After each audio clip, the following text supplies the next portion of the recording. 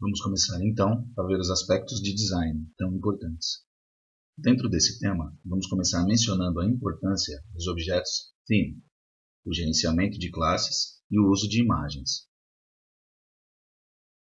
Já mencionamos que uma das razões pelas quais precisamos que os aplicativos sejam nativos é para que mantenham o mesmo look and feel dos outros aplicativos do dispositivo do usuário. Cada plataforma vai definir as guias de design para suas aplicações, tanto em relação à User Interface quanto à User Experience. Desde o Android 5, contamos com guias como Material Design e para iOS com aqueles publicados no site da Apple. Eles não recebem um nome especial. No site da Apple estão os diferentes guias de design para diferentes versões do iOS. A mudança fundamental ocorreu com o lançamento do iOS 7. Uma das particularidades de seus guias de design diz respeito ao uso mínimo de cores e informações de tela. Portanto, vimos a aplicação do princípio. No iPad, era muito mais clean no uso de cores do que o aplicativo que vimos no telefone Android, que tinha muitas cores. Porque o guia iOS indica que seja assim.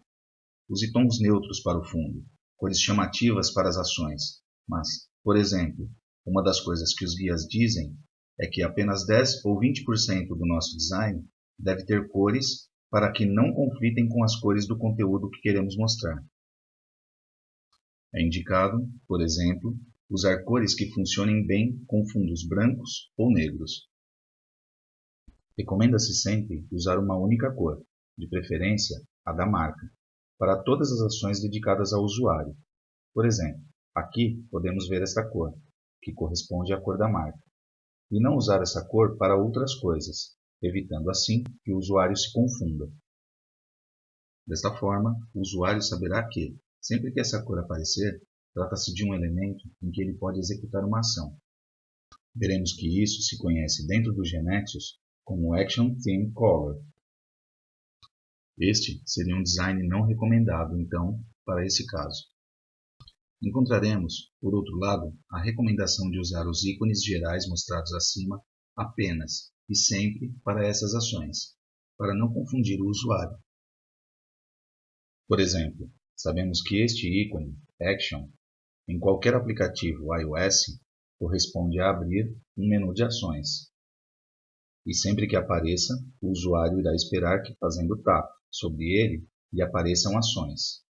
Bom, aqui, para incluir um elemento, apagar e etc.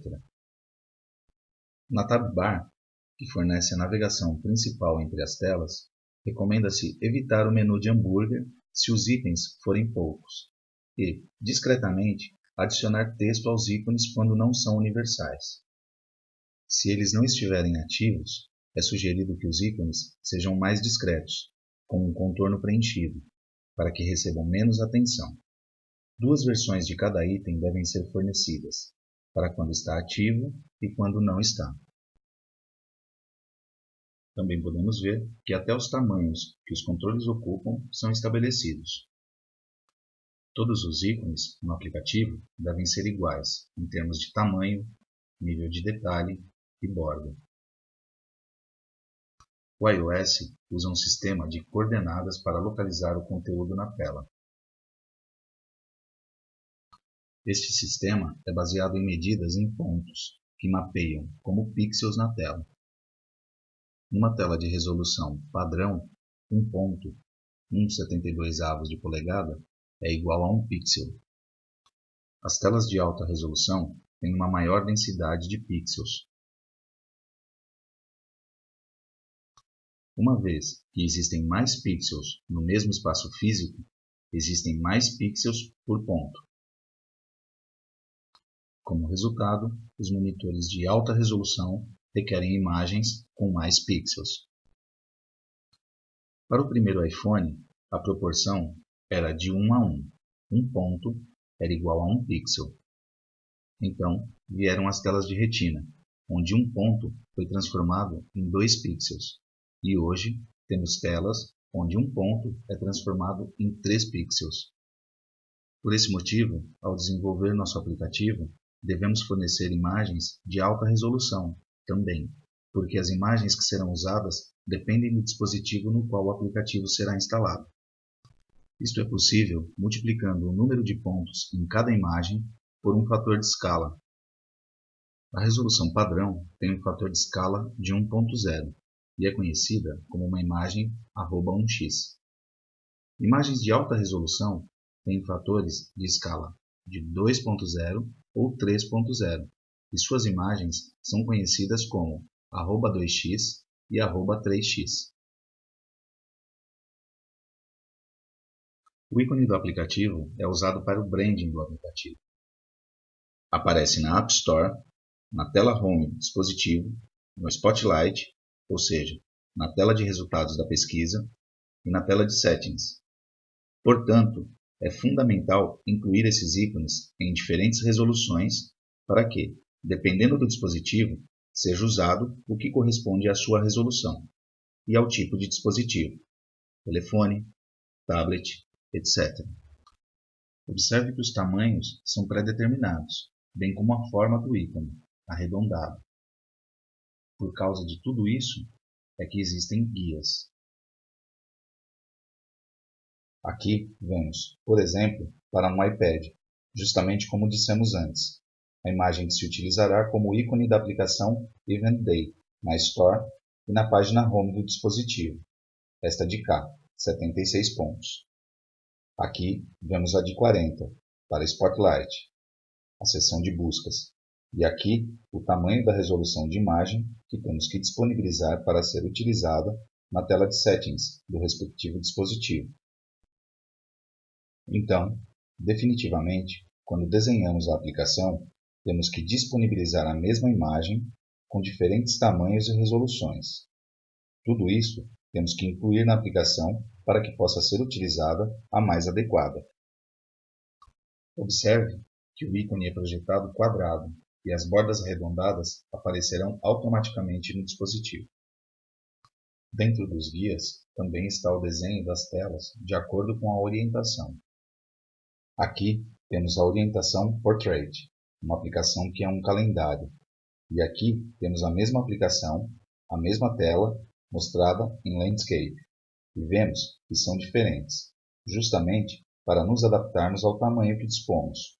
Bem, isto era brevemente um dos guias de iOS.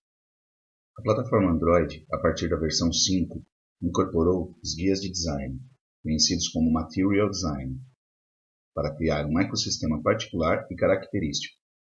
Isso permitirá que os desenvolvedores personalizem o look and feel de seus aplicativos, tornando-os mais fáceis de usar, com uma experiência de usuário otimizada.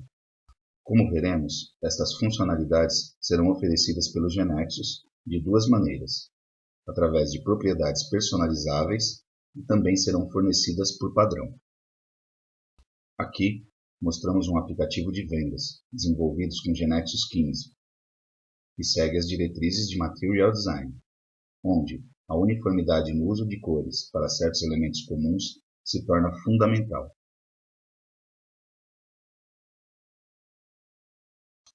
Por exemplo, ao editar campos, vemos que todos os campos que não estão sendo editados naquele momento são sublinhados com uma cor uniforme.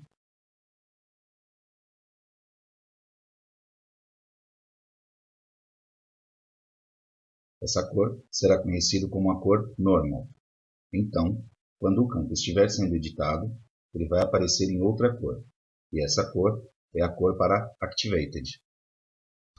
Por outro lado, quando o usuário tocar em um botão ou uma ação, tap, ele aparecerá destacado com uma determinada cor, que indicaremos no momento. A Action Bar é um dos elementos mais importantes de qualquer aplicativo. Sua cor se torna a primary color da aplicação, que distingue a marca.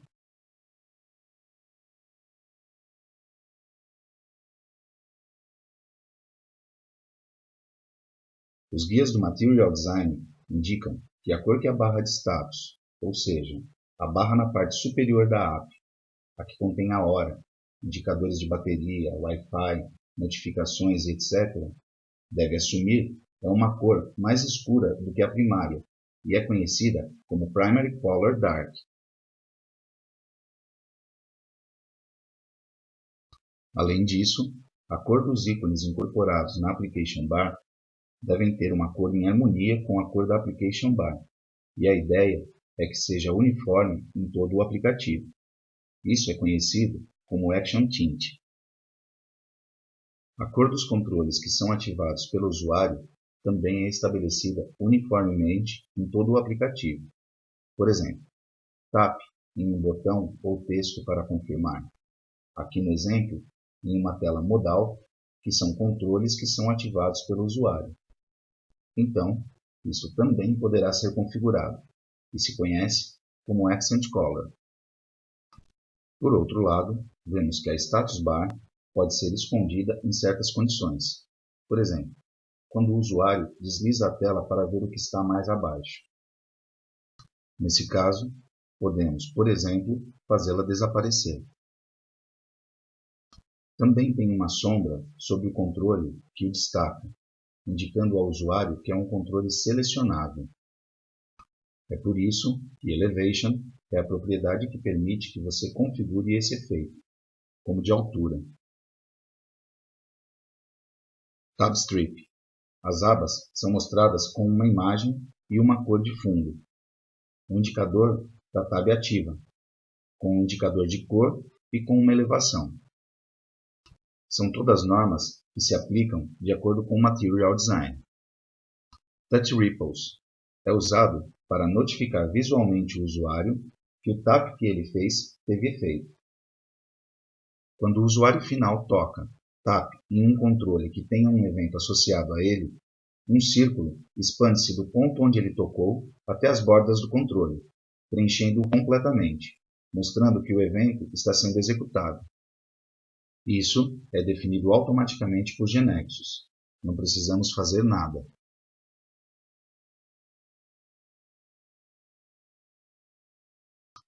Task Color. Os dispositivos Android oferecem 3 botões físicos capacitivos, cada um dedicado a uma ação específica. Além dos botões de Back e Home, temos o botão que mostra, através de um Tab Switcher, uma cascata de miniaturas com os aplicativos fechados recentemente pelo usuário, para poder retornar a eles. Nessas miniaturas são mostrados sua Application Bar, seus ícones e labels. Isso é em GNexus 15. Vamos ver tal qual como se vê na aplicação quando se está executando. E aqui estamos vendo como se via antes em GNexus 10, quando não respeitava a Action Bar e as cores da aplicação. Slide Menu. Quando o estilo de navegação é slide, isto é, quando o menu principal é deslizante, como uma janela da esquerda, seu tamanho deve seguir as diretrizes e deixar uma sombra na seção direita quando o menu estiver aberto. Além disso, se houver uma Hero Image, ou seja, a imagem que aparece em cima de tudo, ocupando toda a largura, observe que a janela do menu deve se sobrepor à Status Bar, preservando a sua opacidade.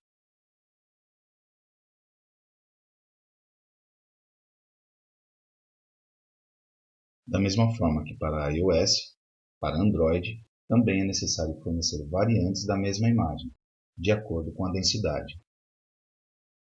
Aqui vemos um exemplo para o ícone do Event Day. Teremos a imagem em baixa densidade, LDPI, média, alta densidade, extra alta e assim por diante. Nossas aplicações devem respeitar essas guias. As de Android devem respeitar as guias do Material Design e as de iOS devem respeitar as diretrizes que mencionamos no início. Como podemos configurar para que todas essas propriedades sejam genéricas, ou seja, se apliquem a todo o aplicativo? E como configuramos o desenho geral que o designer gráfico nos envia? Nos aplicativos para Smart Devices, o uso do objeto Theme se tornará indispensável.